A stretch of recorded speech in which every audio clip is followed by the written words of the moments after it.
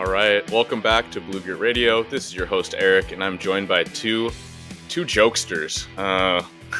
We've been going at it for a little bit before the recording started, and I do wish we captured almost all of it.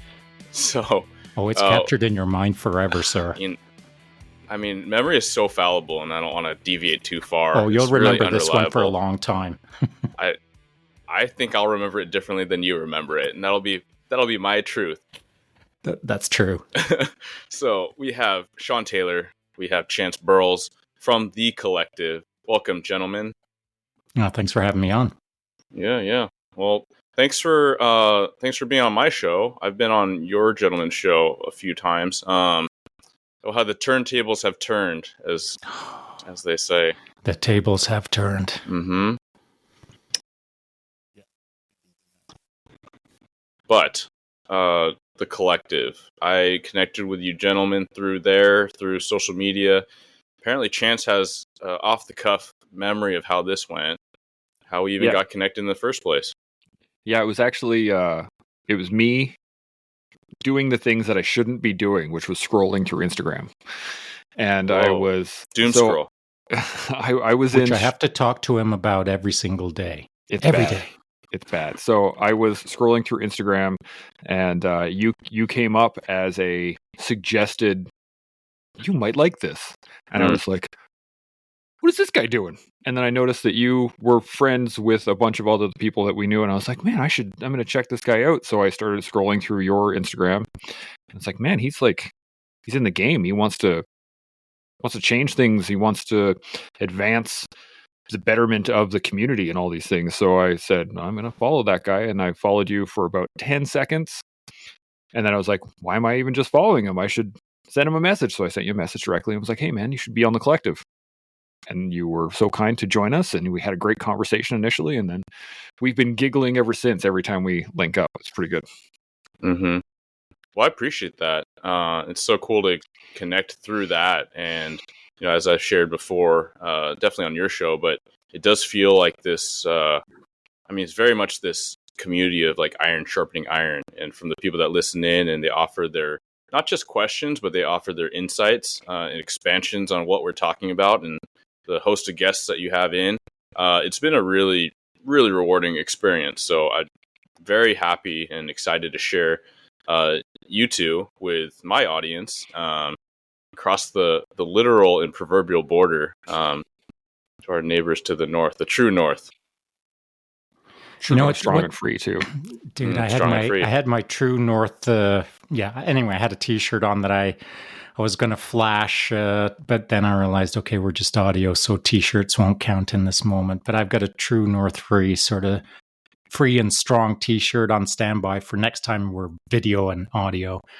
Something that you'd mentioned, Eric, about how Chance had found you by doom scrolling, and pretty quickly identified that you'd be great to have over on The Collective, and subsequently you've been over a handful of times. And every time that you're over on the podcast, you're more and more comfortable with it. But right from the get-go, you struck me as a remarkable young man. And I say young man in context of me. I'm 60. You might be half my age-ish. I'm very impressed by your 60. Thank you, sir. So yeah, I don't know about that. Don't live my life. You struck me as a really a notable character out there on the social media stage. And quite frankly, I'm surprised that you're not far bigger than you are right now. I'm surprised that your reach isn't much larger. You speak well, you write well. The way you consider things deeper than most, I really appreciate, and I wish that you were in more people's ears. That's for sure. Well, thank you. That is very tall praise, and I really appreciate it. So, thank you both. Can you tell our listeners, or my listeners, soon to be our collective listeners, you like that? What is The Collective? And from where did it come? I knew he was going to point at me too. I saw it in his eyes. He's like, oh, this is going to Chance. So The Collective, it got started last year in about just after Remembrance Day, so just after November 11th last year. And Shaun had put forward a kind of a push to step out of it. Was a pattern interrupt, as he is known to interject into people's lives, was to step outside of the standard Remembrance Day protocols. Everybody shows up to the cenotaphs and lays their poppy down, and everyone kind of has a little moment to themselves, and then they wander off and continue with their life. But Shaun came up with the idea of why aren't we sharing that? Why aren't we talking about it more often? So he put something out on the internet and said, go to your cenotaph, tell the world what remembrance means to you. And then that didn't get the steamroll kind of build up that Shaun was looking for. And so he contacted me and a couple other people and was like, I'm going to put together an initiative. Y'all want in? And I was like, yeah, let's hit the road. And he's like, okay, but I'm going to push a pace that you are not used to. And I was like, okay. I didn't really know what that meant at the time. And yeah, he's been pushing a pace that's been consistently moving forward, which has been awesome for me because I have seen all kinds of benefits from it, left, right, and center personally. But then, yeah, on January 1st, we got the collective started, and it was just him and I trying to figure it out.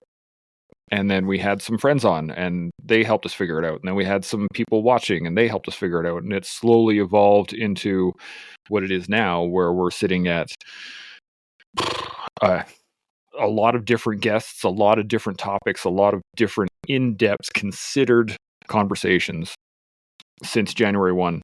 And we're at 276 episodes now. It's been a ride. It has been a ride. Day, right? It's been a 3-ticket ride, by the way. If you're familiar with Disneyland, we would be the most ticket ride that you could get because the pace is pretty hellacious in a number of ways. So to fill in some gaps that Chance left out because he was, I think, being humble about it. So right from the get-go, when it was just January 1st, we didn't have a clue what we were doing. For the first little while, Chance had to put up with just me because we weren't considering any guests. And so we didn't know we were going to turn into a guest show. People said, hey, you got to talk in front of a microphone. And I said, okay. And then I was talking with Chance, and that could only last for a while till we got bored of each other. And and then I said, get me some guests. I don't care what, on what, when, how, don't care. Just get it. Get anyone. And so I don't even remember who the first guest was. Do you? That's terrible. I shouldn't have asked that question. Travis Bader. Was it Trav? Okay, Thank goodness for your awesome memory. That was a close one. Yeah, so close. Travis was just on the other day. In fact, that's hilarious because he was on yesterday, yeah? Yep. And I said to Travis that if not for Travis in those early days, I probably wouldn't be here right now. The collective may not exist because I didn't know how to get this initiative rolling other than I'm just going to start on January 1st with Chance and we'll figure the rest out. I was getting pretty frustrated, man, because I thought in order to kick off on January 1st, we'd have to be super duper organized with this amazing strategy and all the tactics and milestones and, Gantt charts and maybe a disco ball and all of it, I thought we'd have to have amazing video and audio equipment, maybe some sound engineers. And well, none of that has showed up yet. We're still waiting for the disco ball. And so I'd said to Travis, look, man, this is a lot of work and I'm not sure it's worthwhile, the investment that I'm starting to put into this. And I'm kind of thinking I might bail on this. I don't have the budget to do the things that I want to do for January 1st. But what I was concerned about, or what I was focused on, I suppose more correctly, is that on January 1, we would have the Joe Rogan show in our back pocket ready to unfold, and we wouldn't have even known how to use all the tools. So I was the chicken before the egg kind of scenario. So we just showed up on January 1st and thought we'd do our best, and we've been doing our best ever since. And it's because every day we try to do it better, because I do have a relentless pace. And I do put a lot of pressure on the people around me to not perform for me, but perform for the team that we're here for. So it's not about Chance. It ain't about me. It ain't about the guests.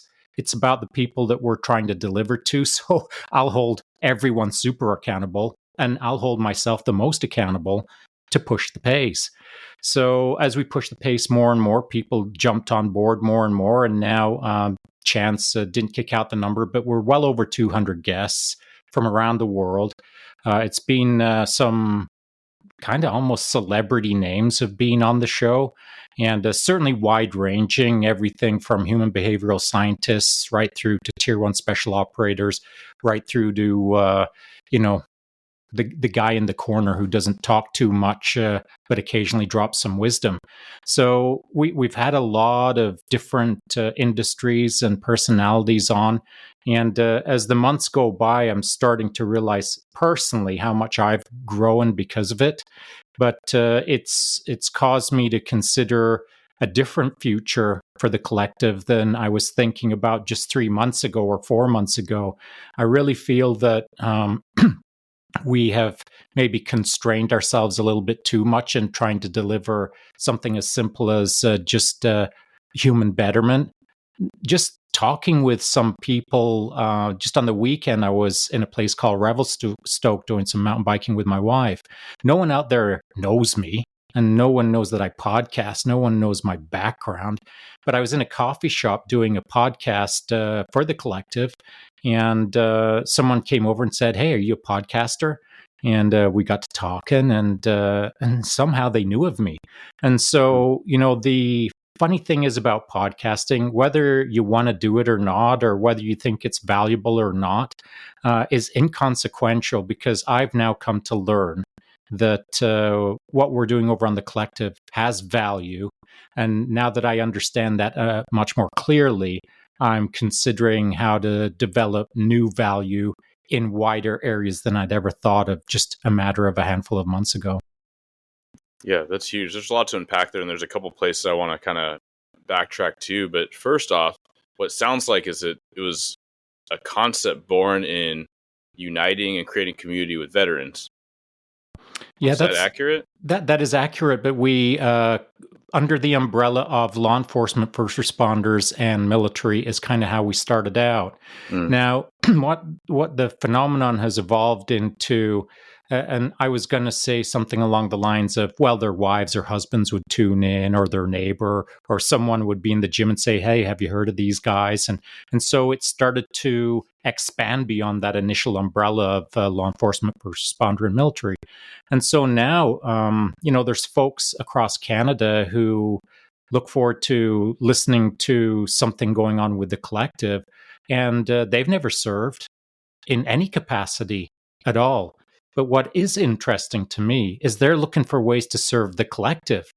So they never got to serve their country, perhaps, and it's maybe not their consideration for the future either. But they're keen to try to serve within the collective, because I feel, and this is just a loose thought, and it's still very early days, I feel that by serving the collective, even in some small capacity, it feels like you're serving your fellow man that you understand, that you align with, that is also trying to do better themselves. And so there's a difference between serving your country. If half the country doesn't want help and the other half does want help, well, the collective is a bit different. Everyone's there to try to do just a little bit better, not to beat everyone, but try to do better alongside of everyone. And so I think maybe there's something that's starting to evolve over there, perhaps. Yeah. I think there's a little point to that too as well, Shaun. When we first started, I think it was a couple of weeks in, we'd had multiple guests on at that point in time, and you were saying, man, that week is just, it felt like a level up. Like I just had these awesome conversations over and over and over again. And then you kind of stopped saying it for a little while. And then about, I think it was 3 or 4 months in, we did just a general AAR live on the air. And you said the same thing. It was just, man, it has just been level up after level up after level up after new understanding, insights and wisdom and all this stuff coalescing. For us, it was huge. We just kept getting more and more information on these conversations. But what I've seen out there is that now it's not just Shaun and I getting these level ups. It's the people that are tuning in. It's the people that are asking questions. The people that are getting involved. They're getting in the game of getting better. And by doing that and seeing the results every day, it's starting to spread, and it's becoming more and more. And you're seeing more people get that ideal light bulb, like, that's a good piece of, and it every day now I'm seeing it from the people that are watching, the people that are commenting, the people that are engaging us every day. It's awesome. It's a fair point. I had it's easy to forget when you're in the mix that you miss it because you're in it. So Chance is right. Upon reflection, every once in a while, I did say from time to time, man, I feel like I just got a firmware upgrade. So not a software, not a patch, not a 2.03 sort of upgrade, like a full firmware upgrade. And so, and that's just a result of the quality of guests that we've had over there. And if not for the quality of guests, then we wouldn't be as far along as we are. However, there is another point to it. It's how we communicate over there.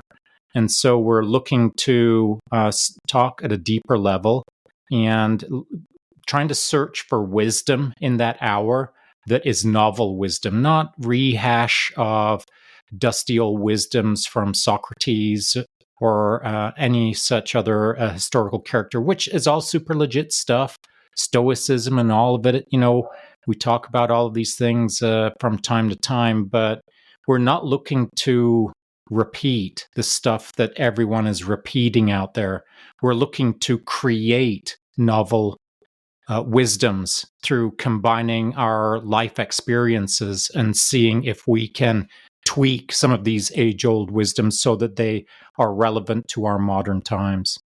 Yeah, I love that. And I think that in that, any listener can hear a lot of levels of adaptation. You can hear a lot of evolution, right? Even from the concept of what it was, and without having the goal per se of building community outside of first responders, law enforcement, military. But you eventually get there because there's a commonality when you're talking about what you want to do is help everyone level up together and as individuals, and like to transcend all these things for this greater community, literally like what you think about when you hear the word collective, like for the betterment, right?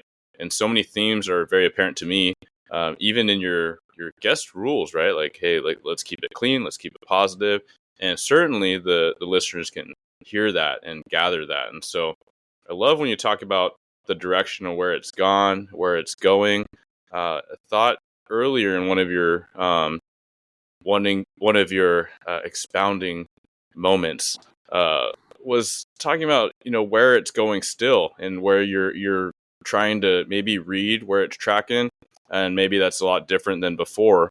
Early this morning, my wife and I were talking about where our lives are going, where career and blue grit and all these things, and she just took a moment and just looked at me and she said, hey, like, think about where you were at in 2013, exactly 10 years ago. What were your prerogatives? What were your prerogatives in life and work and all these things? I was like, well, I could tell you exactly. I was a 1-year canine handler, and 90% of work, being at work and even prepping for work, was trying to be the best canine handler and get in the right position and have my radio, scanning all the channels and always living in or around my car so that I could put the dog in the place to catch the person. And it was so narrow, right? Like thinking about law enforcement, even like a canine officer today should be so much more than that. But that was so much the thing. And it was a critical step in my development. But to think about all the things that I tried to do and all the things I try to improve in right now, there's no way I would have tracked it, right? So it's cool when you have this it's cool when you have this open-minded approach to, you can have all these goals, you can have this vision, but then continually recognize that your vision 1 year from now and 5 years from now will be absolutely different than where you originally thought it would be, your 10 or 15 or whatever your track, because you are pushing a pace. And so it's almost like it's accelerant, and it's going to be more exponential than linear, if that makes sense. It makes sense to me. And I think what you said, whether you realized it or not, is quite wise. In respect to, first-year canine handler, and you were hyper-focused, I'll call it, on being the best 1-year canine handler in the world. And so if that meant you sleeping in your car, that's what you were going to do. You're going to go the extra mile. Well, I dig that, because even though it was a narrow focus, it was the right focus. early in your career as a young man. And so I think there's many ways to skin a cat. We've all heard the old saying. And at what point would you have decided to get good at your job? Maybe in 15 years into the job, you're going to now really bear down and hyper focus on how to be awesome. I say do it right from the get-go. And if that means that in the first year or two, you have a little bit of an unhealthy balance focused on doing your job really well, then better that than not being focused on your job in the first couple of years, which to me are crucial. The fundamentals that you require in the first couple of years in any career that serves your country in any aspect, at any level, that's the time to at least nail down the fundamentals with a hyper focus, because you're serving your community. It's not about you making a mistake and you suffering the consequences, which may or may not be the case. It's about the community that suffers if you don't have your fundamentals down. So first year, second year, as far as I'm concerned, you're doing the right thing. Now, the follow-on from that is, now look at you. We're able to talk about that as a kind of detached or non-emotional observation where it's easy to cherry pick out the wisdom of the moment. And now you can easily, you could have said the same thing to someone yesterday that I'm saying right now, that that was the right thing to do for me then. And it's the right thing for me to do now because I understand it so much better. And I can relay that to you as a first-year canine handler, Tom.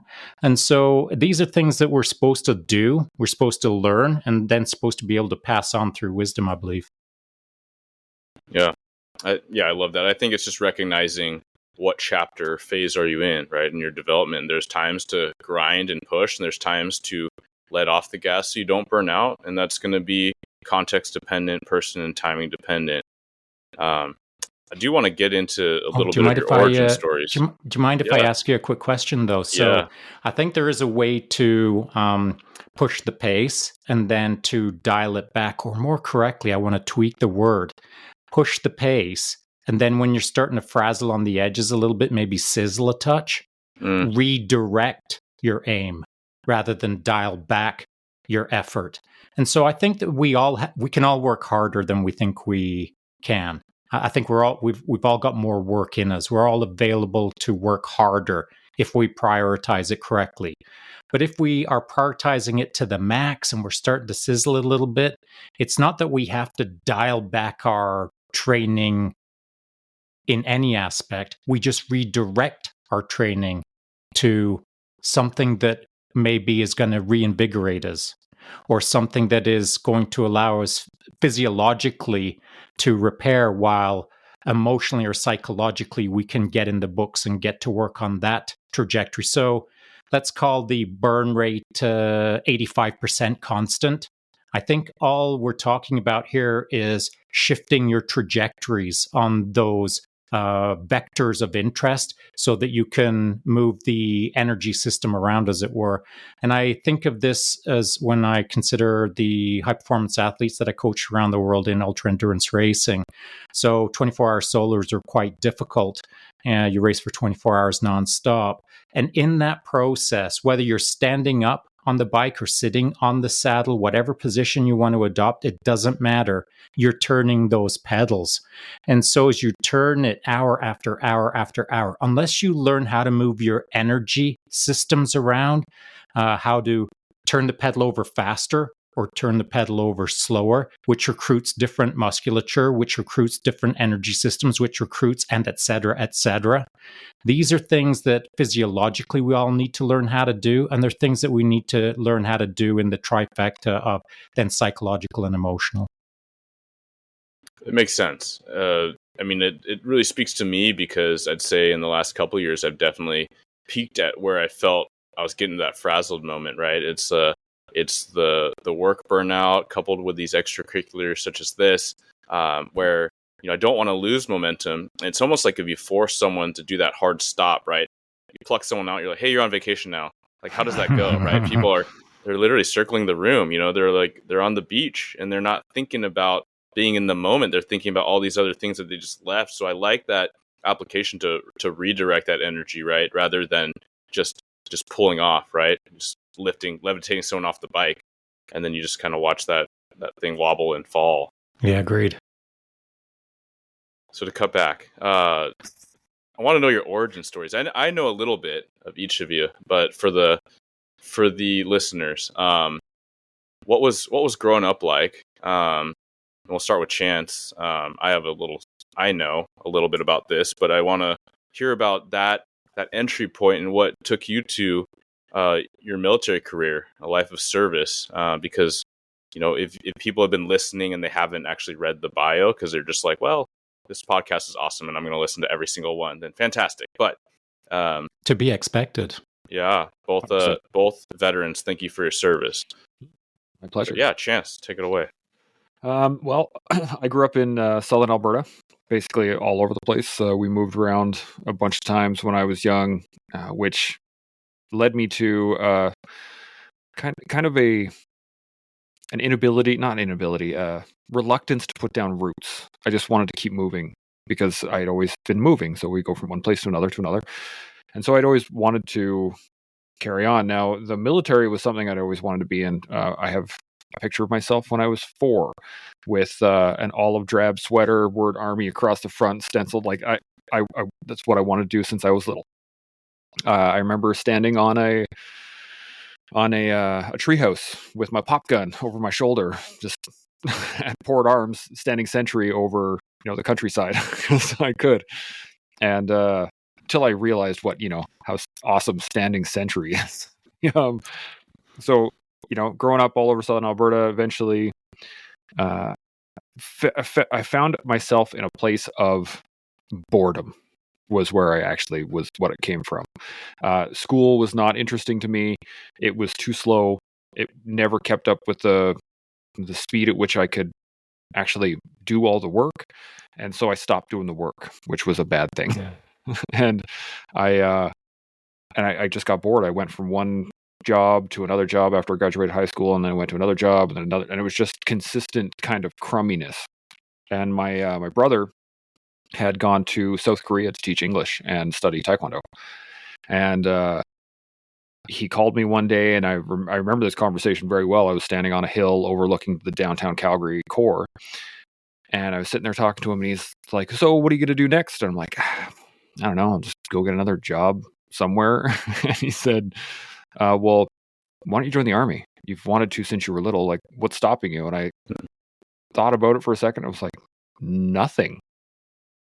Okay, yeah, that's where I'm going.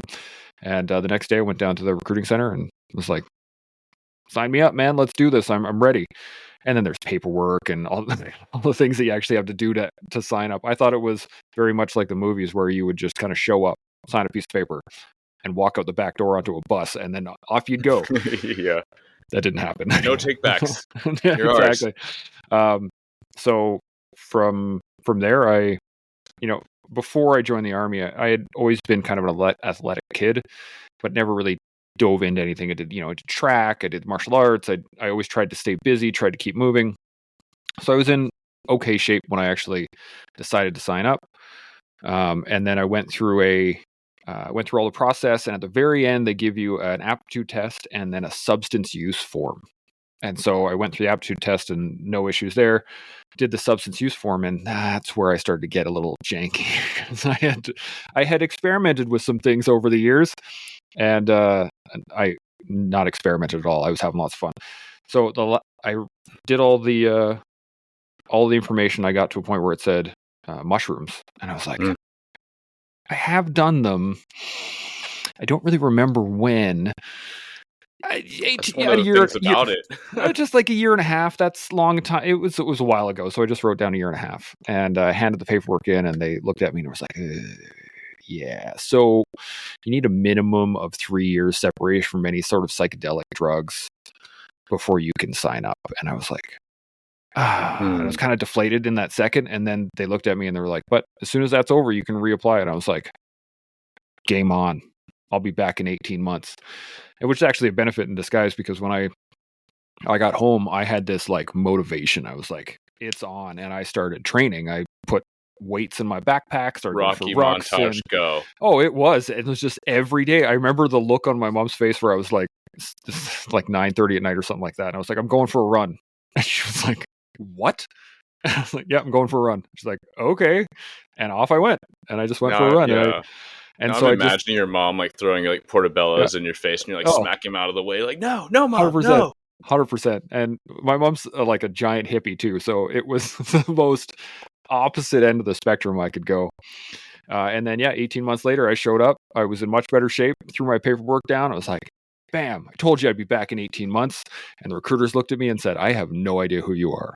Because everyone had been posted out and new people had been put in. And then one guy's like, I thought you were going to literally change your form and come back 2 minutes later. That's what I was trying to nudge, wink, wink. The funny thing was that when I was doing the form, I actually sat there and thought about it. And I was like, they might piss test me because again, I was still in the mindset of I'm going to walk out this door and onto a bus.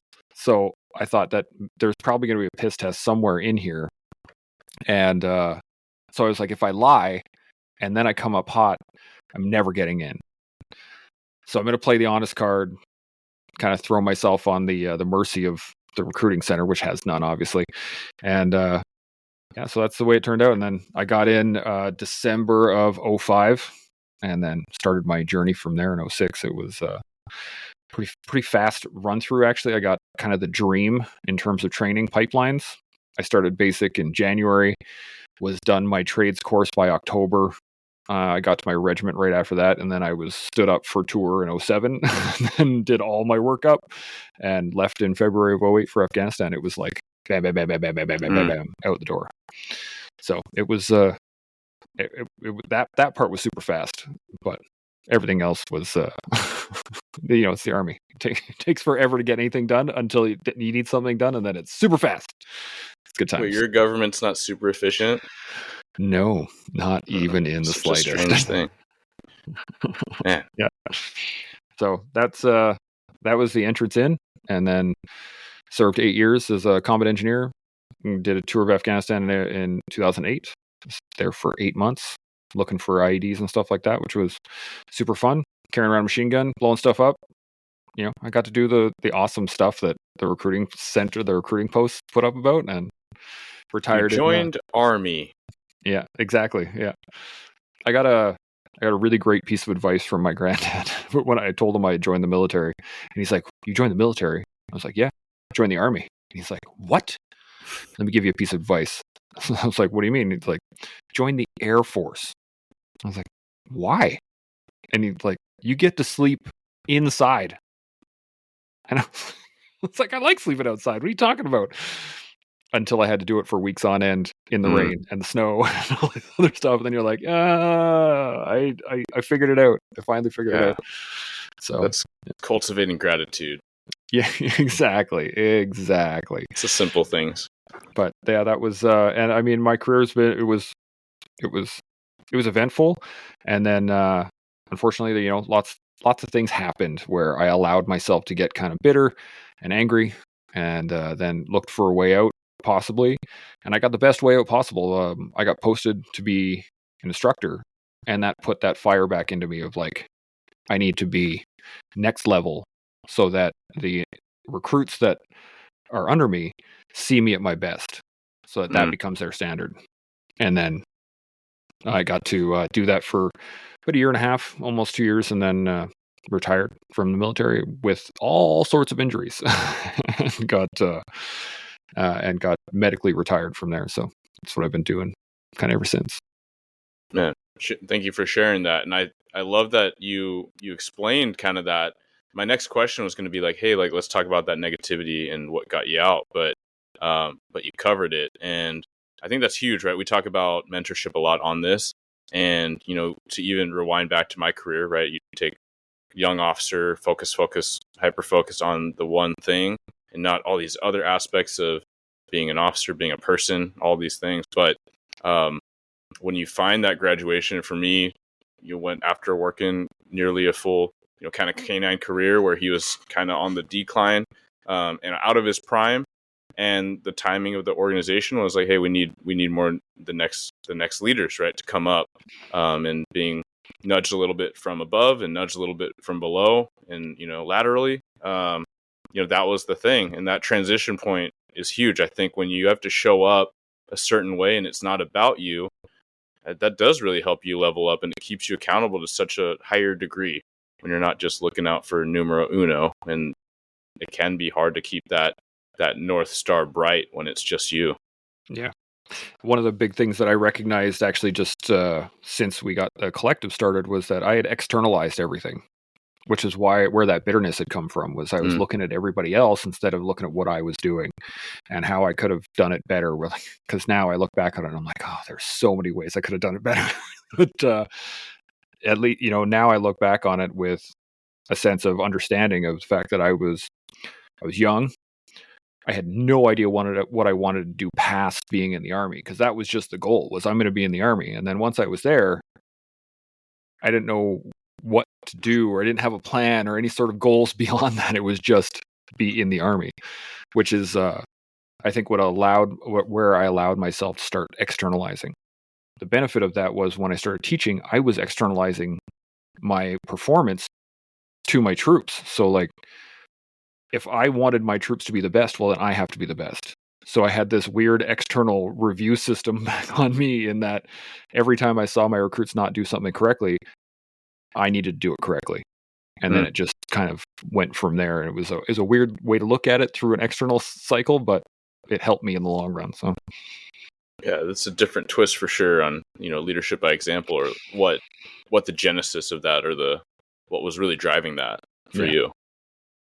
Yeah, it was quite the, and again, I didn't make these realizations until I started having all these conversations every day about reflecting on, what we've done the previous day. Did I do it well that day? No. Okay, well, how do I do it better today? And it wasn't until we started with the collective that really started to hammer those points in. I made some general movements in that direction since I got out, but it was still it was non-linear, it was non-directed. It was just kind of epiphanies that I would get based off of experience that would, I'd go on a trip and, oh, that's why I do these things. Oh, that's interesting. And then just kind of put it in a box, not to be looked at forever, until we got the collective started. And so it's been quite the evolution personally. Yeah. From back then to now. It's awesome. Love that. Shaun. Well, I've been standing here, my standing desk, carefully listening and paying attention. And I think there's a couple of interesting things before I jump into my origin story that I'd like to make note of, an observation, if you will.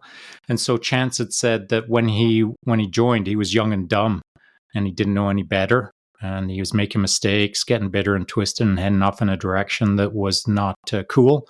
And so, he either knew that then, or he knows that now. It doesn't matter when he learned it. But the fact remains that he was young and dumb, and no one led him.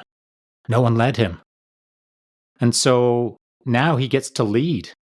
Now he gets to lead based on the lessons that he's learned, the experiences that he's had, the things that he now knows, and now he gets to lead. Now, he was kind of leading in the school when he was instructing through sort of like a bizarre reverse Uno card that had him focused on, trying to do a good job. So, but at the end of the day, no matter how unusually he was crafting his leadership requirements to get those outcomes that he wanted, at least those young, dumb guys were being led at that time. The leadership that Chance was giving them is leadership he didn't get himself. And so I guess it's pretty easy for Chance now to contextualize how it's done poorly and how it's done well. And so then just to add a little bit, another final piece to this equation is, Chance learned what he learned in the military, and then learned what he learned as a veteran. And then he came over to the collective and he learned a whole pile of new things. And so Chance needed some more leadership, like we all need leadership. And so I'm using Chance just as a proxy to some degree right now.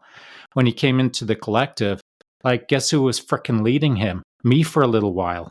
And by leadership, I mean whatever it takes to move that needle. And I'm a handful, man. And so there's a leader for everyone out there. And there isn't a single leader that can lead everyone. So it just so happened that I had within me some ability to show a little bit of guidance to Chance to rapidly evolve him to a point where he could self-actualize and then get on with kicking his own ass and smashing and being awesome like he is right now, cracking it out of the park on the daily. But that was not the case in January. And so it required some leadership initially. And he's right in the program now. We're both in the program. We're both playing the same game. And so that's all I ask when I'm playing a game with someone is frickin' keep up. And if you've got shortcomings, we will address them. Because if you don't, I will. And that means we are going to sort it out. And so that's all I have to say on Chance's kind of round out his story, if you will, just to make note of how far he's come, even in just the last half year, which I think is pretty incredible. So to my origin story, I'll make it brief. I was born in England when I was 10 years old, moved to Canada with my parents, emigrated. I'm now a Canadian, of course, to join the Canadian Armed Forces. At the time, you had to be a Canadian citizen. I became a citizen when I was 16 years old. I joined the military shortly out of high school. From the age of 5, I was told that I always wanted to be in the military, and I felt that that's been my calling for as long as I can ever remember. When I showed up to infantry battle school, I spent 6 months in the PPCLI battle school, Princess Patricia's Canadian Light Infantry. Was the start of my career. And in short order, my trajectory started shaping up in more of a specialist fashion, simply because of my nature, I suppose. Before I joined the military, I had a lot of time as an outdoorsman, for lack of a better term, a lot of hunting and fishing most of my life before I hit the military. And I just have a certain velocity about me, a natural velocity. I like pushing the pace. I like aggressively learning. I like doing the best that I can in anything that I do. I have a competitive streak. I'll compete against anyone. Anyone who lines up next to me on my left and right, I'll compete against them. But the most competitive person is me against me. And so I'll compete against Eric and Chance. Do we have to do coin flips? Is it coin flips that we're going to compete against? Who can eat the fastest apple? I'll compete all day long. It doesn't mean that I'm going to win. And it doesn't mean that I'm going to compete unfairly. But I love a good competition, man. But who kicks the most ass? Me kicking Shaun's ass. And so I am a ferocious competitor with myself, which means that today I expect myself to be better than yesterday. And that's why everything that I do every single day is an effort to improve on yesterday, is an effort to keep expanding my abilities across the psychological, physiological, and emotional states. So I was already that in the military. So I pushed a pace. I got put into a specialist track to some degree, which led to being a member of Tier 1 Special Operations. Up here in Canada, the unit is called Joint Task Force 2 or JTF2. I retired out of JTF2 as a team warrant officer, and immediately from there went on to my next career, which was a use force instructor at a large police college here in Canada, et cetera, et cetera. Yeah, you're leaving out a major portion of this there, Shaun, and I have to add in because this is why it's so good to have you guys here together. I leave out a lot of things, Chance, usually for a good reason. I understand, but it's not just as simple as took a specialist track and did all those good things. He is a sniper instructor, pathfinder, part of the Canadian Airborne. Eventually, was one of the first selection crew through. Correct. Yeah. So he's a plank holder to when JTF2 was first put into place, and eventually you became the sniper. Became all kinds of things. All kinds of things. All yawningly boring.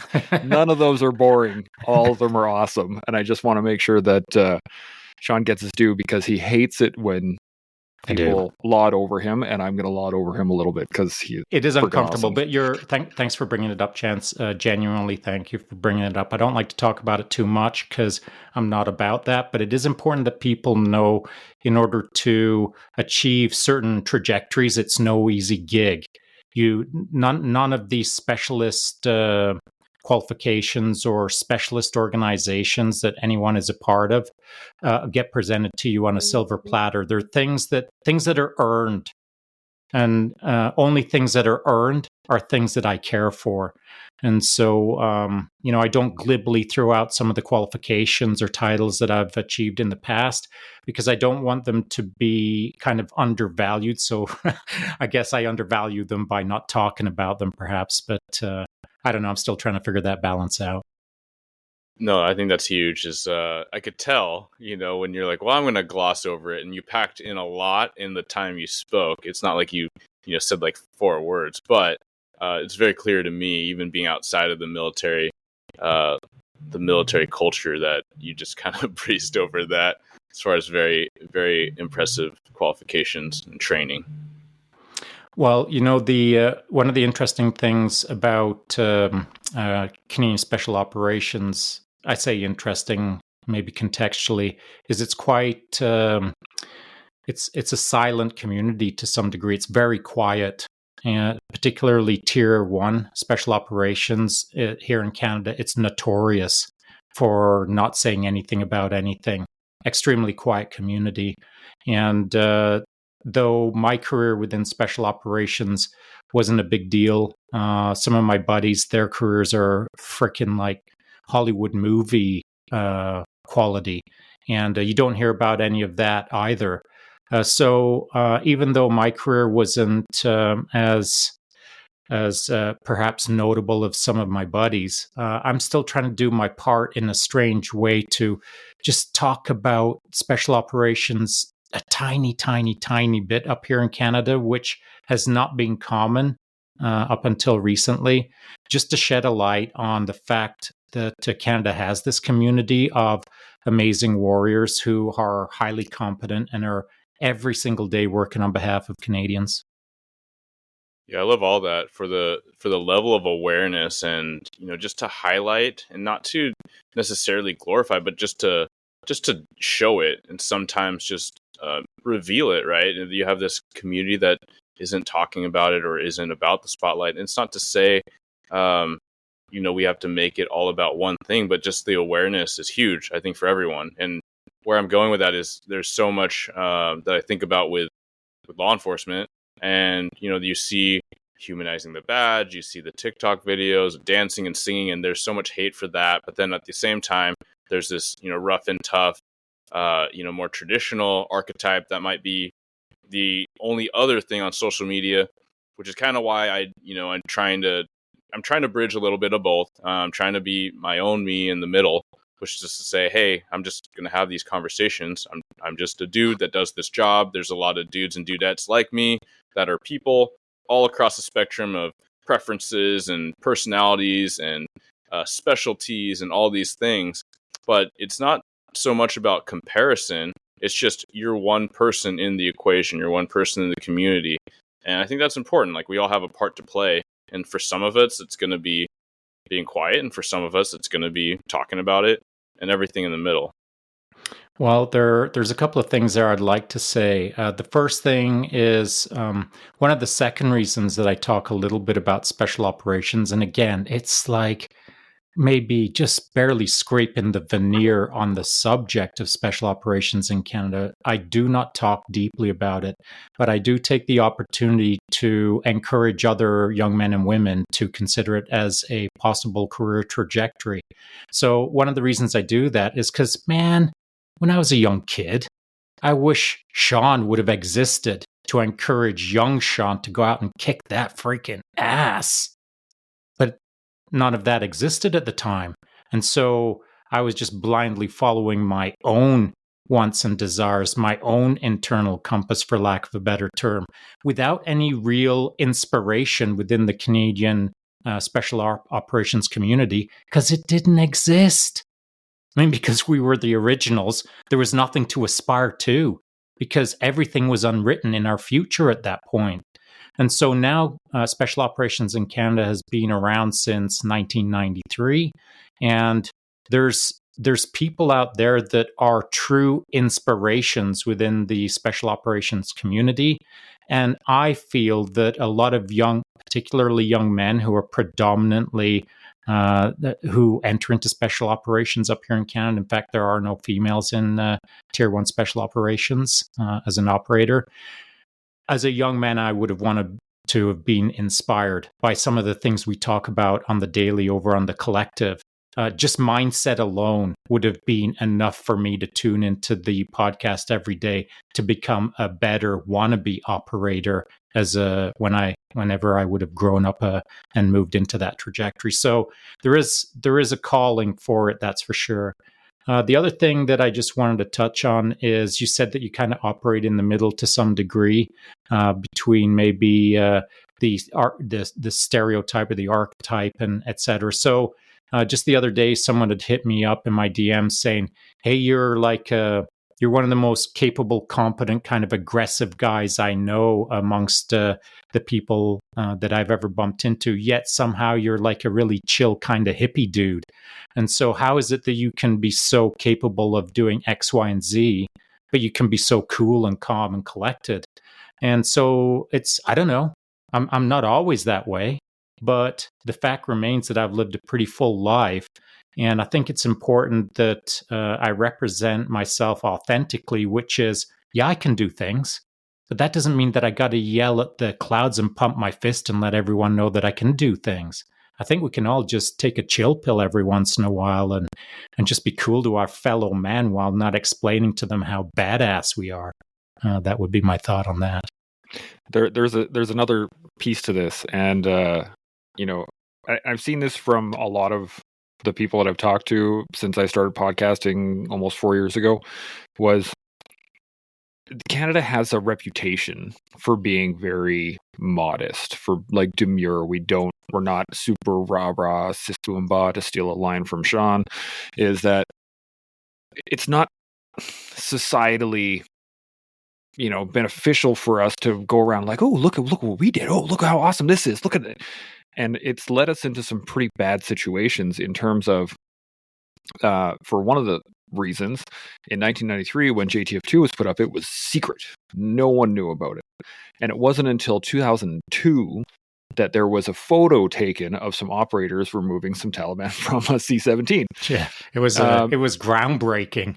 And it was like, who are these people in balaclavas, and why doesn't anybody know about them? And look at all their gear and what is happening. And it was like mind-blowing for the nation. And then it was, oh yeah, by the way, we have probably one of the best Tier 1 counterterrorism teams in the world. But just don't, let's not talk about it. And it was look away. Exactly. And it was immediately played down. And then what we suffer from this over years and years and years and years in history. You go back to World War One. Canada's famous for taking Vimy Ridge, but that's not the only thing we did. But when everyone came home, no one talked about it. World War II, same thing. Korea, same thing. The Balkans, same thing. Afghanistan was the same thing up until about 2010, when there were so many people that had been there that we were, people wanted to talk about it. And then, to where it is now, where it's actually quite open and people are promoting, hey, we should talk more about what we do. But it's still not quite a taboo, but it's not societally kind of done. And so when people start raising their hand and are like, yeah, I did this and I went there and I did these things, there's almost a, what's the word for it? But it's there's like a sense of distastefulness. Yeah, exactly. Where it's just like, just bring it down a notch or something, right? Dial it down. So like Shaun is a textbook example of not just the Canadian side of it, but also to get to that level of Tier 1 and 100% just, we don't talk about it. It's like it never happened. Part of it is, I think that up here in Canada as well, even though there is patriotism, it's a very quiet patriotism. Yeah, very much. And contextual against the United States as an example. And I only say that not just because I'm watching the news or whatever, but we lived down in Texas for 2 full years, and I've traveled extensively throughout the United States. I've got lots of friends down there, still do, always will.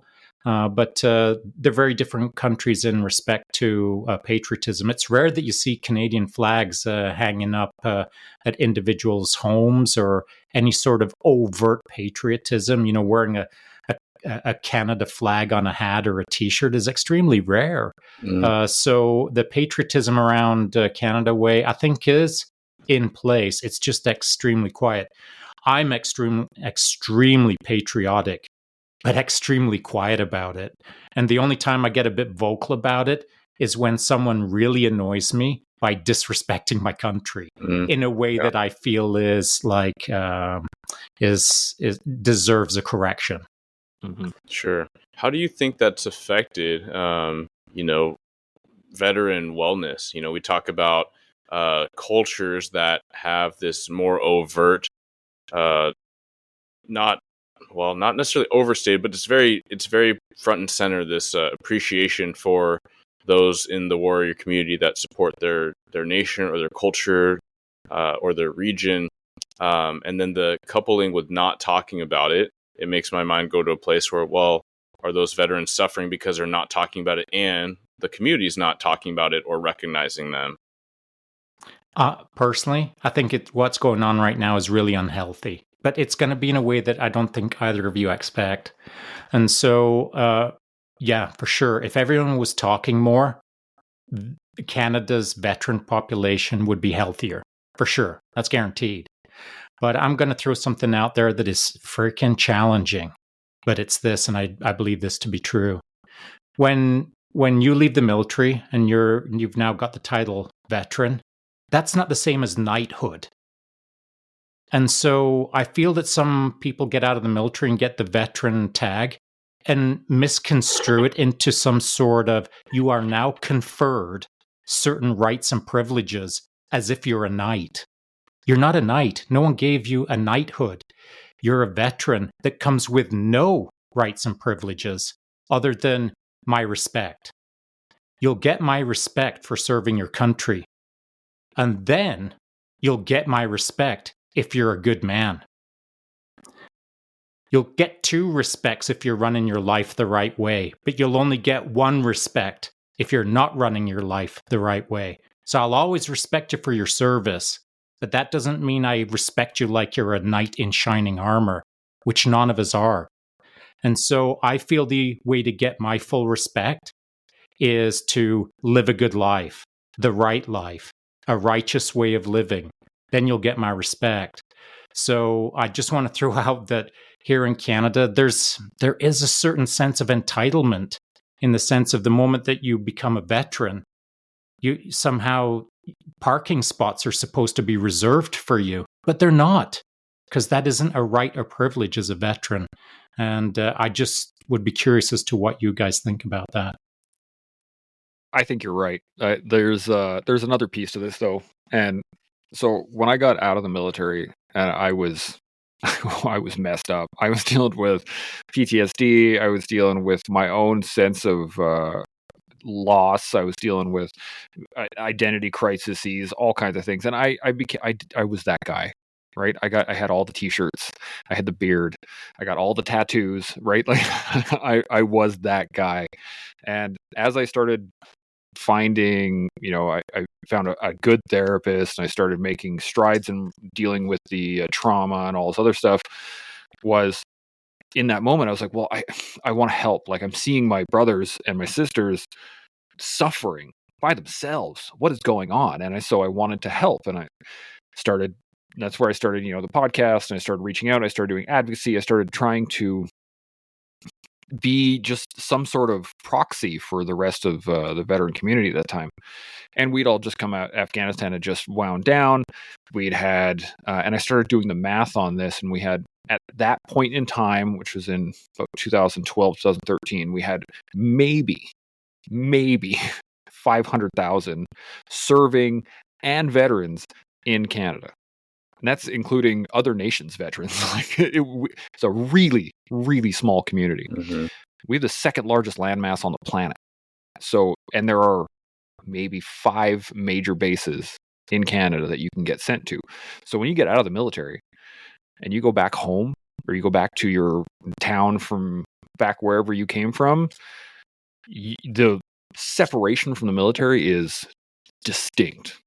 And to be surrounded by other veterans, you have to go to specific things. You go to the Legion, or you have to know somebody in town that also was served, or so it was very spread apart. And to your point, Shaun, I think that sense of requirement, like, hey, you should be taking care of me. What is going on? That entitlement comes from the fact that we just scatter to the wind, and so now you're left to your own devices. And this is where the additional point of Shaun's point is that was the messaging at the end of Afghanistan. Thank you for your service. You've served the nation. Now you can rest. Now you can stop. Now you can get this. You can get these things. We're here to serve you. We're here to give you this stuff. And so this feeling of, you're by yourself and the government's supposed to be taking care of me. And now why aren't other people getting out of my way when I'm going to friggin' Home Depot? Right? you can see where the logical step downs can just keep bringing people to a point where they're not taking care of themselves. They're not doing the things that they should be doing. They're not doing the things that made them successful in the military to begin with, like physical exercise, like communication, like community, like all these other things that we're supposed to be seeking once you leave that scenario. But I think the biggest issue was the fact that we separate so much. Like, I know a guy in Flin Flon, Manitoba. He's the only veteran he knows in that entire community. Yeah, because there's only 10 people in Flin Flon. It sounds like you made up a place, and I don't know if you guys are in on a joke. It's right next to Tupelo, Manitoba. It is. So the funny thing is, though, and this is to Shaun's point, is that with all of that separation and the kind of giving nature of Canadians, it led to a place that now has become an entitlement of, why is nobody doing how is nobody taking care of me? They should be taking care of me, rather than I need to go out and crush the world, which is the same attitude that made you successful when you were in the military. And I see this a lot in police. I see it in fire. I see it in EMS, all these organizations. Once you leave, no one finds a new community. They just try and stay with that community. But now they're apart from the community and therefore not in that community. And it's a bit of a rigmarole, but I think that was the leading factor to it, was just the separation, the size of the nation. And I'm not using it as an excuse by any means. People still need to sort their own lives out, and they still need to do the work. Yeah. But that has led to it. So to what I'm going to say is, go find a community. Find a new community. It's huge, right? And I like that. Definitely our academy out here in Washington, I hope all academies are getting closer to this, where they actually teach. And if academies aren't teaching it, then senior officers need to be teaching it. But, it's called Live Outside the Blue World, right? It's having your circles. Whatever you were before you're a cop, you need to keep that. Before you're a firefighter, before you're an EMT, whatever. Because whether it's your choice or not, you won't do this forever. You might retire after a full career and have your little circles, but you might not. It might be a couple critical incidents where you can't do this job, or it might be something totally outside of work where that happens, that you can't do this job. And so it's so critical. Going back to what Shaun was saying, what I hear is really just a recognition to stay humble, right? It's the importance of humility. You've done these things, thank you for your service, but it doesn't give you any excuse to let up and not continue to take ownership of your life. And it's that earning, right, that we were talking about toward the beginning of the podcast that you're highlighting, Shaun. You earn things, and it doesn't preclude you to stop having to or continue to earn. As you're on this planet, you should keep earning what your life is. And then what Chance was highlighting, I think there's a lot of pieces to the equation, right? Whether you talk about veterans, wellness, those that serve in first responder capacities, where all these things are true, right? There are some people that, they grind, they handle their thing. If they have PTS or they have, a broken leg or whatever, and they got to exit out, they'll find their way. And there are other people that feel like they should have everything taken care of for them. And then there's everyone in the middle. There's some people that need just some help and some resources, and then some places that don't give them anything. And everything's so case dependent.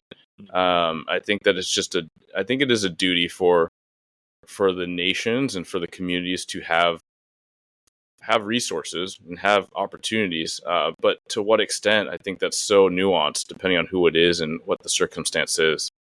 Well, I think you hit the nail on the head with that key word. It is a duty to provide solutions. Now, what kind of solutions? Well, let's say a department has got a budget of the square root of 0. There's still things that can be done to support that person who's exiting. And it's as simple as things like, for the rest of the week, we're going to have lunch together. We've got a week before you go out onto Civilian Street as a veteran or whatever the case. Every lunch, you and I are going to sit down, make sure that things are squared away, that you're good to go, that you're happy, that you know that I'm here to support you during this week. But then when you bounce, you got my number. For reals, call me anytime, bro. And so those are the kind of resources that cost 0. And then to scale up from there is all gravy, man. It's all gravy. So I think that most of the setting someone up for success in those early phases of them transitioning is just having the right people around them saying the right things just for a few days to set them on the path of success. It's not that when someone is transitioning out, they're supposed to get an Olympic level type ceremony to say goodbye with all of the flowers. But there should be some care. There should be some duty of care to make sure that that person is set up for success. Because here's the thing. If someone is set up for success, now they ain't bitter. If someone is set up for success, now they're going to talk to their neighbor and say, man, my career was pretty good. I had a great last phase of my career. I'd encourage your son to join because it was a good career for me, and he looks like he's got the parts to be successful as well. It's the best salesman is the person who sells the next person, not the person in front of them. And so every department, every unit, every institution should take that last few days. Every day is a lunch date to make sure that that person is cool. My exit from the military at 8 years from that location where I was instructing was fantastic. I mean, it was rushed, and there was a whole story behind it. But had I exited when I got posted, when I was really bitter and angry, if I had left the military at that point in time, I would be swearing left, right, and center that the military was not a place to be. Yeah, it would have been super toxic. Absolutely.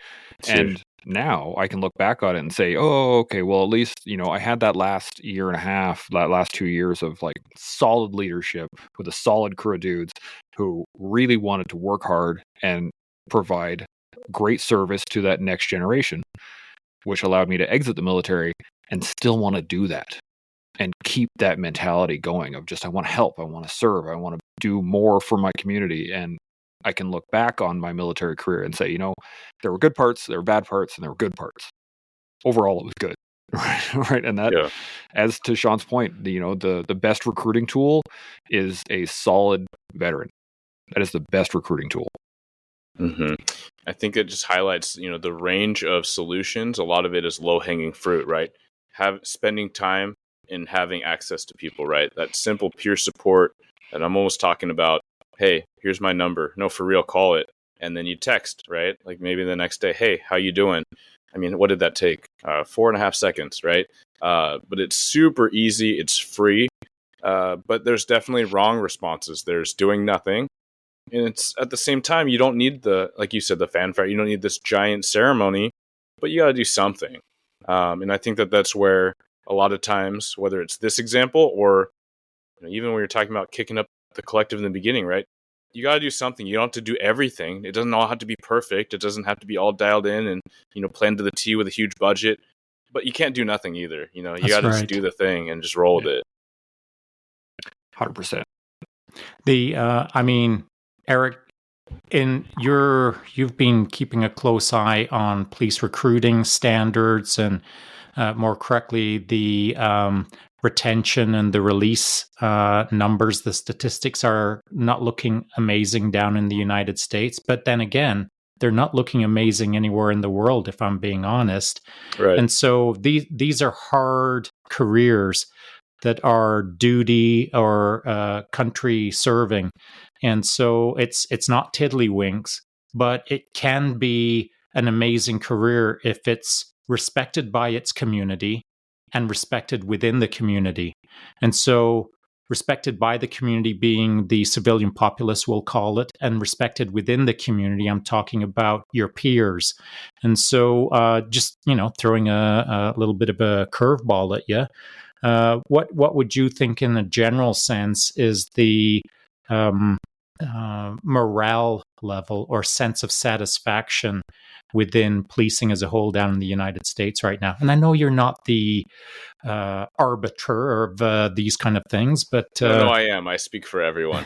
Yes, of course you do. It is so across the board, right? Even as you gentlemen are talking about transitioning out into veteran status, out of active duty, and the bitter feels, and it's all across the board. I have people in my building that they're on cloud nine.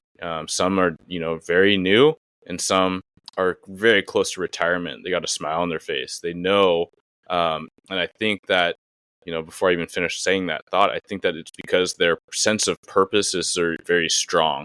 And there's definitely people that I can think of through my career that I've rubbed shoulders with or been led by, that, some have been on the podcast, and they had overwhelmingly positive vibes, overwhelmingly positive speech and demeanor and smiles through the career. Even those that didn't want to retire, except their family said it's time, and it was going to start getting selfish, and it didn't make sense, and all the financial things and the risks.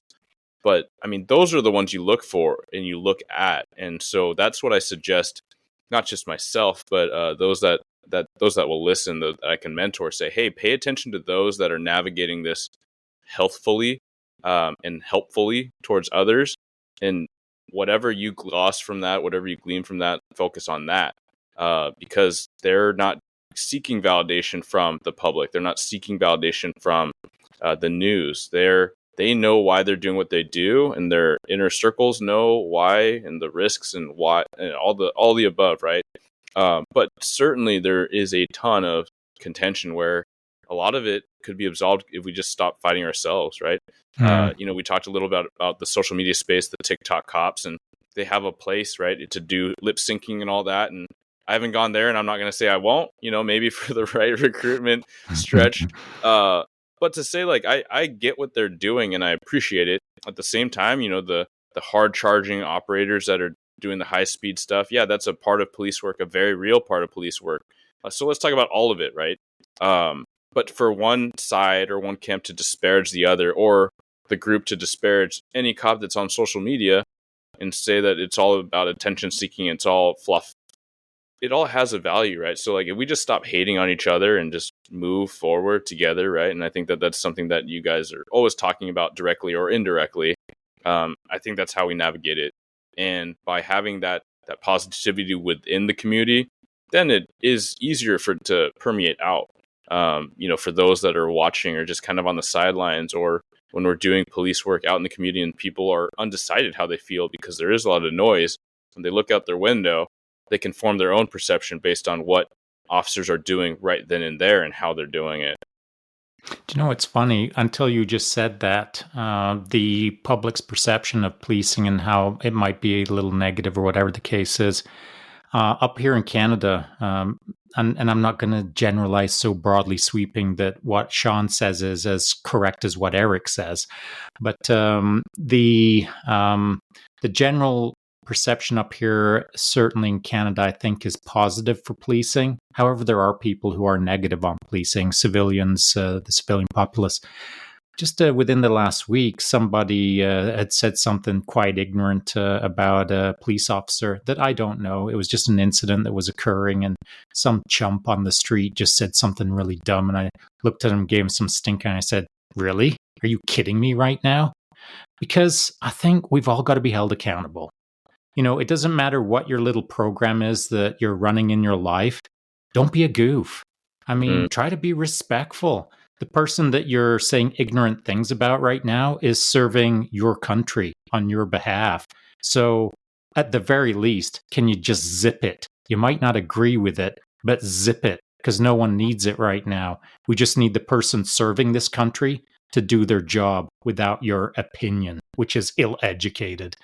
And so I think that in these kind of situations, from a policing perspective, if I'm standing there next to that chump who's beacon off, what are your thoughts as the officer in that moment? Like, do you want it to happen? Do you want to hear like some old dude say, "Hey man, zip it up. Let the dude do his job," or do you want none of it? Like, how is it from your perspective?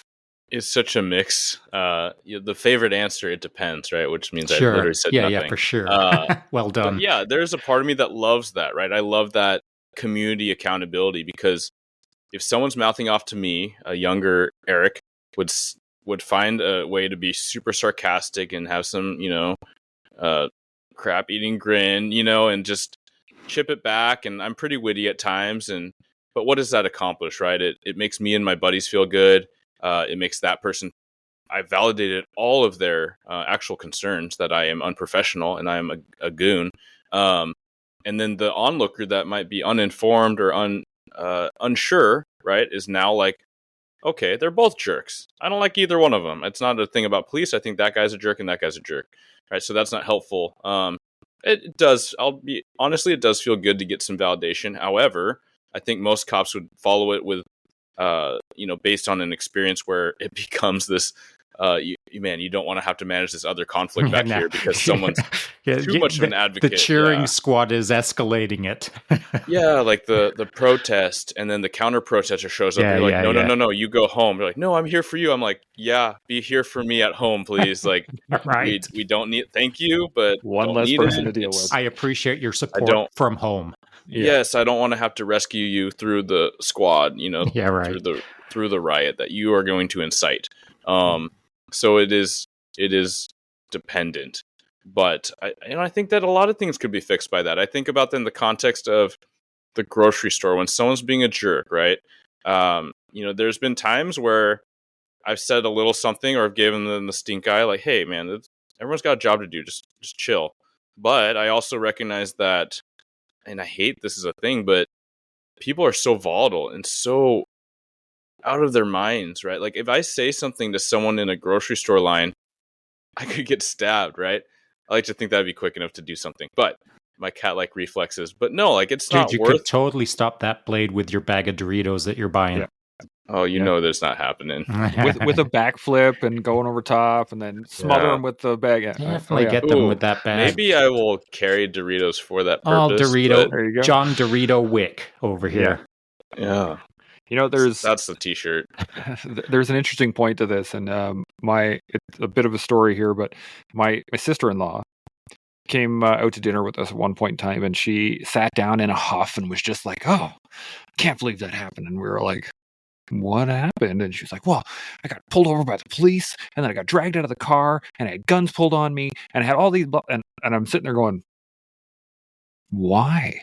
Like, what happened? What was the backstory behind all this?" And the funny part of this backstory is that she went with a friend of hers to go take something from somebody else, and then had the police called thinking that they were thieves, and somebody said that they had a weapon, so they came out under the understanding that there's a weapon.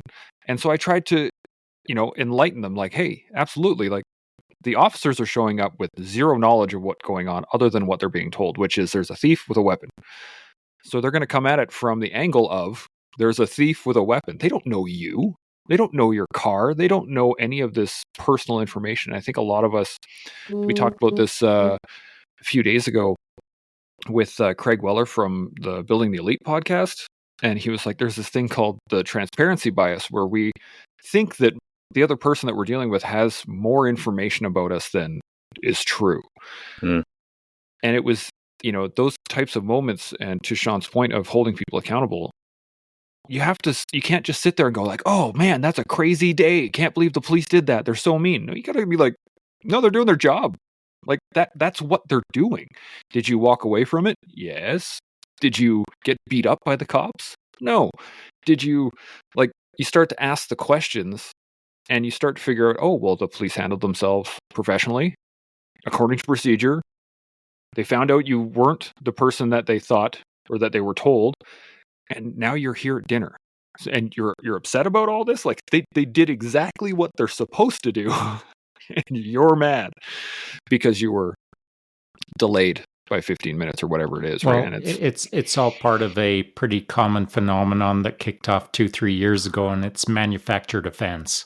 Mm-hmm. And so, if we're talking about the grocery store lineup with the bag of Doritos, and Eric sees something going off in front of him and he gives someone the stink eye a little bit, well, that other person is going to manufacture the level of offense as if you just shot a Tomahawk missile at them.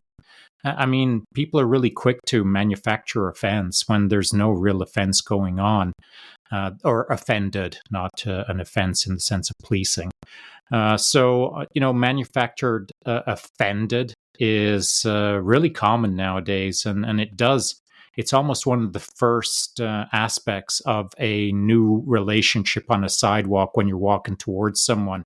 They're evaluating you, you're evaluating them. Within a second, you're making determinations, and sometimes they're wrong. And if that look is wrong, then now I'm offended and I'm going to escalate it up until we're fighting with knives in a grocery store. And it's crazy what's going on out there. It is a thing for sure. Certainly, not to put too fine a point on it, but one of my sons sent me a video from San Francisco just the other day. And I mean, San Francisco is crazy nowadays, as is LA. You can pick any random video from today in either of those cities, and it's like, I don't know, it's something out of the apocalypse. And so the rule of law has almost disappeared in some sections of those cities and many others. And it's now become so commonplace that the inverse of manufactured offense is happening.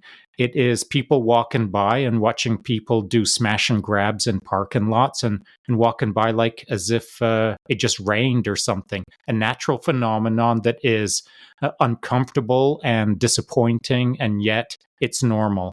And so to what point do we finally draw a line in the sand and say, okay, hang on a sec. This has got to stop. We cannot keep normalizing this rapidly corrosive or backsliding situation. Yeah, absolutely. That was a phone call. Sorry, I just ended. You're good. It's actually, it goes into a point, and it's been around a long time, is that it's really easy to not deal with it, right? To just, well, it doesn't affect me. It's not my car they're breaking into. It's not my store they're breaking into. They're not mugging me right now, but they, in a sense, are, because it's happening in your community. It's happening, and it's just a matter of time until it is your car, until it is your store.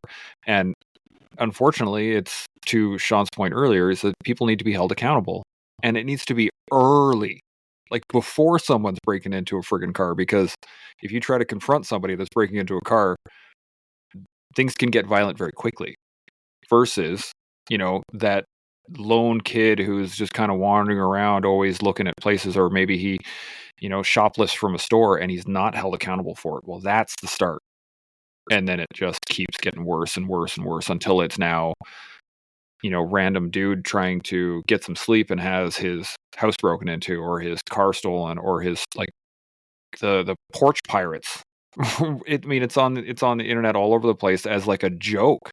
Like, oh, ha, ha, ha, look, people are coming and stealing my packages off my front door. That's not good. It's not something you want in your community, and it needs to be held accountable versus just joked about because it's not happening to you. But there is no easy solution. There is no easy solution. If there was, it'd be solved. And so it's a really complex subject in each city, in each small town, in each policing district. These are all really complex problems. And again, they'd be solved if they were easy to solve. And it's 100%. Even if we doubled resources, I'm not sure it could be solved. These are complex social constructs that need to be unwound over a long period of time. There's no finger clicking on this one or wand waving. These are deeply entrenched now problems because every day that slips by gets deeper entrenched. And so I don't know. I don't think there's an easy solution. Do you, Eric? There's definitely not, but there are a couple themes that you all have pointed out that I want to hone in on and identify. And one is the accountability piece, right? Like, sure, it's not your car until it is, but then even some people, they write it off because they have the privilege and the affluence to do so. Oh, insurance will take care of it. Well, why is insurance so freaking expensive? Is because, you can't chase stolen police cars, and stolen cars are getting bumped into other cars so that people intentionally bumped in, so people pull over to exchange information and then they get carjacked. And these, a lot of them juveniles or teens, there's no recourse, right? So it goes back to the grocery store line, where when you have nothing to lose and there's no accountability, and culturally, and I'm not saying just like jail, I'm saying there's no cultural or community accountability for doing that. And then we all collectively allow that to happen more and more, to where, you see the mugging and you don't do anything, or you see the break-in and you maybe you called in, maybe you don't, you go to Target and everything's locked up behind key, and then 2 Targets in Seattle closed down because the theft is unreasonable and you can't hire someone to stop people. The liability is out of hand, and you don't empower the police to do these things. And this is not me trying to go on a political rant, but it's just to say, hey, these things, they all have a downstream effect. And so even though you say, hey, it's not my car, well, it is. And you're right. It is your community. And this is what has happened to the community in so many big cities, especially on the West Coast, but just big cities all over the U.S. And then the permeating areas. And so, it makes me think about that. I mean, mental health, drugs, they all are intertwined in these societal issues. But even that, we talk about, this kind of thug culture, and it's boyhood, right? It's people not evolving out of manhood. And a lot of times, to go back to an earlier example, is we need leaders to show us, right? Sometimes we get lucky, and that's one thing actually, out of my very loose list of things I want to ask you both about, but I think about a lot as far as what helps people break that cycle, right? Chance, you're growing up all over the place, but you have laid down roots, right? And was it other influences? Was there something in young Shaun's brain that finally clicked, rather than, you didn't have old Shaun from the future to Obi-Wan your way through things, and you wish you did, but now you're creating that. And would you create that if you didn't have that, or would you have taken it for granted? And so all these ideas and statements or questions all kind of flown around the concept of asking you both, like, what is that thing that helps people out of that and graduate into that manhood? Good question. I saw you look directly at me, Shaun, too. I was like, here it comes. I would say for me personally, the big thing that shifted in my brain was I stopped. It wasn't about me anymore, right? So when I had my first son, that was where I started seeing, like, I needed to change. Like, what I am doing isn't working. This can't, and I'm not going to let my kid grow up this way. And since then, it has been a continual growth. Now, I'm not just saying go have kids and that'll change your life, but kids will change your life. Don't do it just to do that. That do was it to hold a crumbling marriage together. Yeah, sure. Yeah, that works. Good Band-Aid. Good Band-Aid. Yeah. But it really came down to that. That was the big thing that changed from being the boy to being the man. Was it's not about me anymore. And the military helped with that, and it kind of gave me the sense of capability, and it gave me a sense of confidence, and it gave me a sense that I had given back to the community. But it doesn't stop there, as we said earlier, right? It doesn't. When you leave service, that doesn't mean you stop serving, and you have to continue that every day. And as you do it, you start to get better at it. You start to get smarter. You start to have more experience. You start to be able to pass on that knowledge in a way that isn't me standing on the street corner with a sign, right? It's small things. As Shaun likes to say, plant seeds. It's, when I'm at jiu-jitsu and I'm teaching a brand new white belt who happens to be in his 60s, and I say, oh, well, if you do it like this, it's easier to do it. And he'll do it, and he's like, oh man, that is so much easier. Why was I doing it the other way? And I was like, well, you're trying to force it. And he's like, oh, I do that in everything. And so little pieces that of knowledge that you can garner through all of your experiences by not making it about you. Right? Once I stopped making it about me, I could then fix the problems that I was experiencing because I was doing it for somebody else. Up until just recently, in the last, I think, couple of weeks, actually, I'm going to say 3-4 weeks, I've come to the realization that now I can do those things for me and serve others as well. So again, I've come to it from a very roundabout way, but I've eventually figured it out that by doing the things that for myself that help others allows me to help more people. Yeah, absolutely. So it's been an evolution for me, for sure. Shaun, well, what do you think? I've got this answer might not feel good for the first little while, but it'll get better at the end. So thugs, or we'll call them gangs, or miscreants, whatever word you want to use. Hoodlums. Fiends is a nice, yes, fiendish hoodlums. So there's not much difference between thugs and gangs and the military or policing to some degree. Because guess what? It's people facing adversity within an organization, and as a collection of like-minded people, they're going to do their job. And so I've just described thugs. But the differences between policing and thugs, or thugs in the military, or me and a fiend, is this. I always have said, as long as I can remember, I'll never cross over to the dark side. So you get to choose whether you want to be Obi-Wan Kenobi or Darth Vader. So now you're a thug. Make a choice. And you know what doesn't feel good? When you're aligning with the Sith. So you can be in any little clan or gang or squad or team or unit or institution. You could be a freaking country. It doesn't much matter. Whatever group you're in should always be evaluated through the lens of, are you on the dark side or are you on the light side? That's how I keep it real simple. Every man's got to have a code. Yes, indeed. Simple man, simple code. Mm-hmm. Well, gentlemen, I highly appreciate your time coming on. I feel like that's kind of the fixing society is, one dude or dudette at a time. I might be biased, but I think that the dudettes have it a little bit more squared away in general. I think they do. Yes, that's why we try to have them over on the collective as often as possible. We were just talking about that this morning. I swear to God, just a couple of hours ago, I was hassling Chance, get more girls on the show. They're better than we are.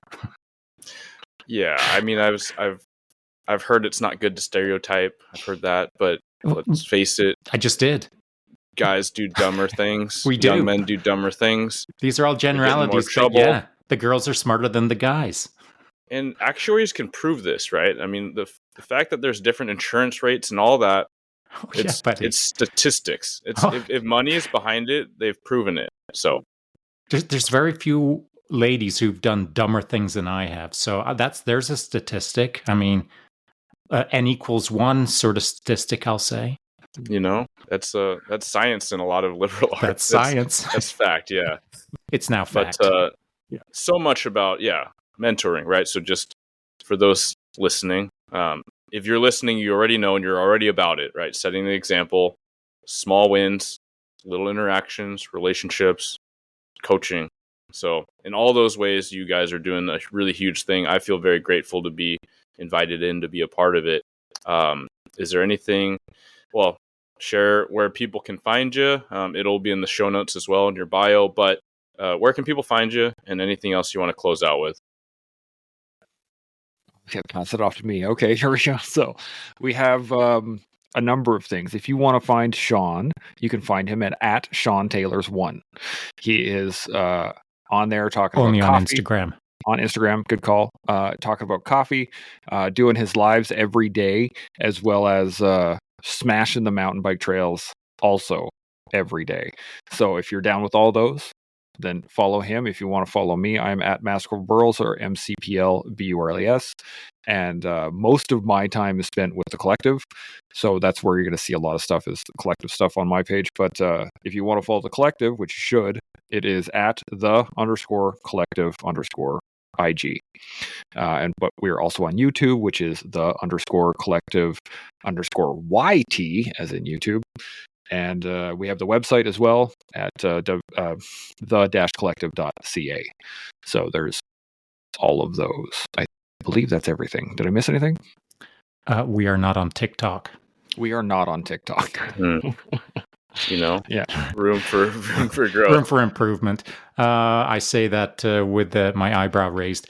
So I'd just like to do some kind of closing comments. First of all, thanks for having both of us on the podcast, Eric. Really appreciate it. Mm-hmm. Second thing is we kept it pretty casual in the flow of the conversation. I feel there are some gems out there that if anyone's paying attention, you should have gained from this conversation. To come over to the Collective podcast. Our style is a little bit different than over here. So when Eric is over on our podcast, things are not formal, but they're just a different style of communication.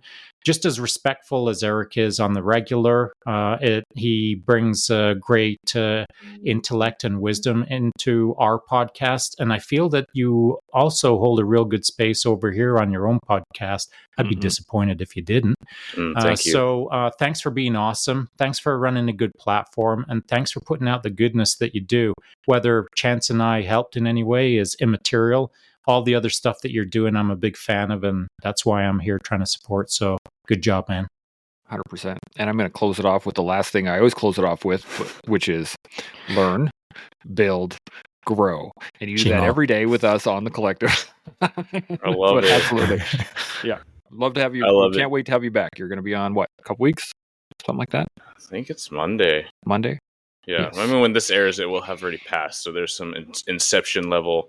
That's right. What is going on? I hope you did a good job in our upcoming podcast before this one drops. I hope I did too, and will think about that as I'm doing it in the future and past. Correct. And brain break. Yeah. We've gotten there. All right. Thanks so much, gentlemen. And thanks again for listening in. You know where to find us, and check the show notes again for all the links.